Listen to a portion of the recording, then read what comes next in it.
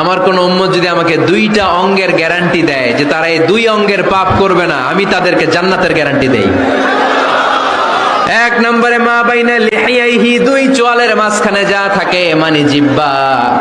আমার কোন উম্মত যদি আমার গ্যারান্টি দেয় জিহ্বা দিয়ে কোনো মিথ্যা বলবে না, কাউরে বাজে কথা বলবে না, ঠাট্টা বিদ্রূপ করবে না, জিহ্বা দিয়ে যে এই পাপ কাজগুলো হয় এগুলো করবে না।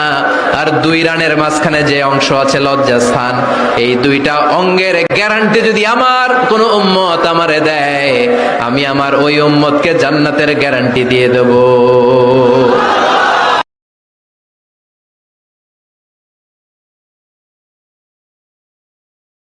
কোন বান্দা যদি নিজে থেকে চায় আমি পরিবর্তন হব, সে ছেলে হোক কিংবা মেয়ে হোক, সে যদি অন্তর থেকে সে যদি এতটুক চায় আমি পরিবর্তন হব, আল্লাহ পাকও তাকে পরিবর্তন হওয়ার জন্য সাহায্য করেন। সবচেয়ে মজার কথা কি জানেন? আল্লাহর কসম করে বলছি 7 দিনের মধ্যে আপনার কোনো ঋণ থাকবে না। আল্লাহর কসম করে বলছি, যদি এই আমলটি আপনি করতে পারেন 7 দিনের মধ্যে আপনার কোনো ঋণ থাকবে না।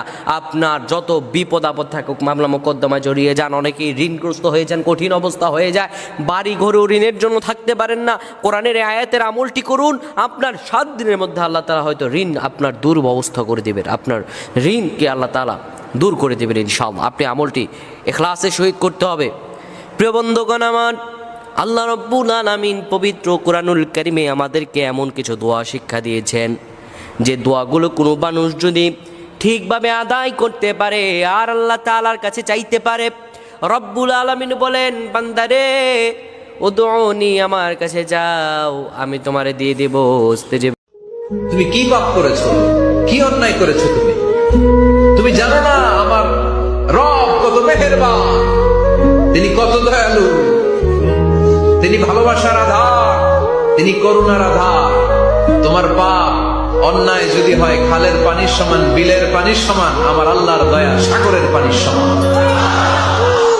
তোমার পাপ আর অন্যায় যদি হয় পাহাড়ের সমান, আমার আল্লাহর ভালোবাসার দয়া হচ্ছে আকাশের সমান। তুমি যদি তওবার মতো তওবা করতে পারো, ক্ষমার মতো ক্ষমা চাইতে পারো, চোখের পানি ছেড়ে, চোখের পানির বড় দাম, চোখের পানির মধ্যে বিশাল কারিশমা, এটা আল্লাহ খুব পছন্দ করে।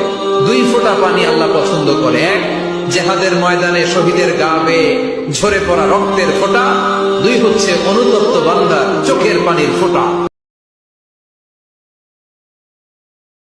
কত হাবিজাবি দোয়া যে বানায় বানায় পড়ে তার শেষ নাই। বিশ্বনবী যে দোয়াগুলো শিখাই দিলেন, এগুলো পড়তে সালাত শেষে 1 ঘন্টা সময় লাগবে আপনার। 1 ঘন্টার আগে মুসল্লা থেকে ওঠার কোনো সুযোগ নাই। চিল্লায় বলেন ঠিক কিনা? বিশ্বনবী সালাম ফিরিয়ে আওয়াজ করে পড়তেন আল্লাহু আকবার, 3 বার পড়তেন আস্তাগফিরুল্লাহ, 33 বার সুবহানাল্লাহ, 33